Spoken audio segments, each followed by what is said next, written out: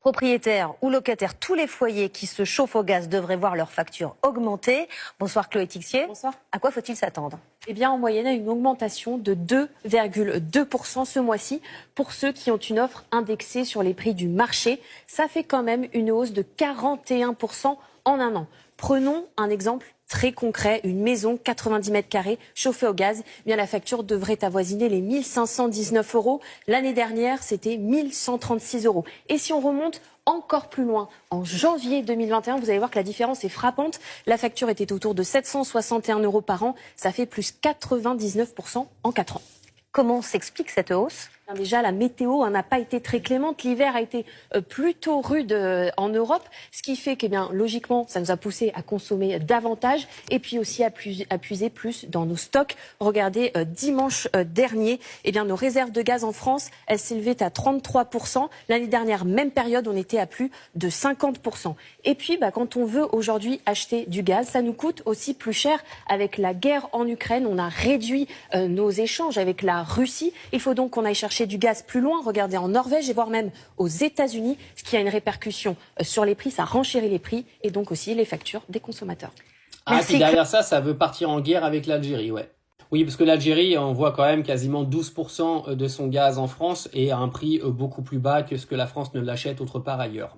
Donc tu vas vite comprendre pourquoi te barrer en guerre avec l'Algérie est une très mauvaise idée. Et ce pourquoi Macron a arrêté en fait toute véhémence avec Tebboune. Vous n'avez pas l'impression de vous faire enfiler tous les jours? C'est quand même un truc de ouf. Vous imaginez qu'entre 2021 et 2025, le prix du gaz a doublé. On parle pas d'une augmentation de 10% en 4 ans là. Hein. On parle d'une augmentation de 100% en 4 ans. Il va où cet argent-là? Ah oui, excusez-moi, j'ai oublié. La guerre en Ukraine. Ouais. Je me dis que si la guerre en Ukraine était censée punir la Russie à la base, on voit bien que c'est pas la Russie qui est punie. C'est nous.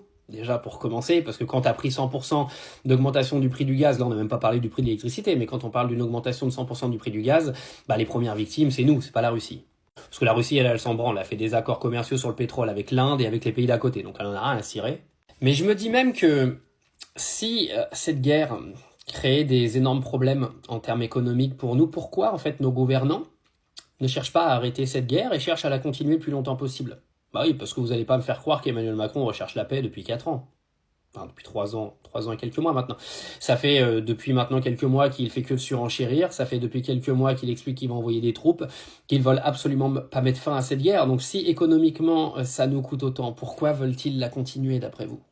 Non, je me demande maintenant qu'est-ce que ça va donner dans 10 ans. Parce que si ça a augmenté de 100% en 4 ans et que la guerre elle continue, qu'est-ce que vous pensez que ça va donner d'ici 5 à 10 ans? Est-ce que vous pensez que vous allez pouvoir payer vos factures d'électricité et de gaz d'ici 10 ans? Regardez l'augmentation et dites-moi comment vous allez faire dans 5 ans pour payer vos factures. Et croyez-moi que si vous ne les payez pas, ils iront les chercher sur votre compte en banque. Donc c'est un petit peu quand vous voulez. Hein. Mais laissez-les faire ce qu'ils veulent. Hein. Ne vous révoltez pas, peuple français.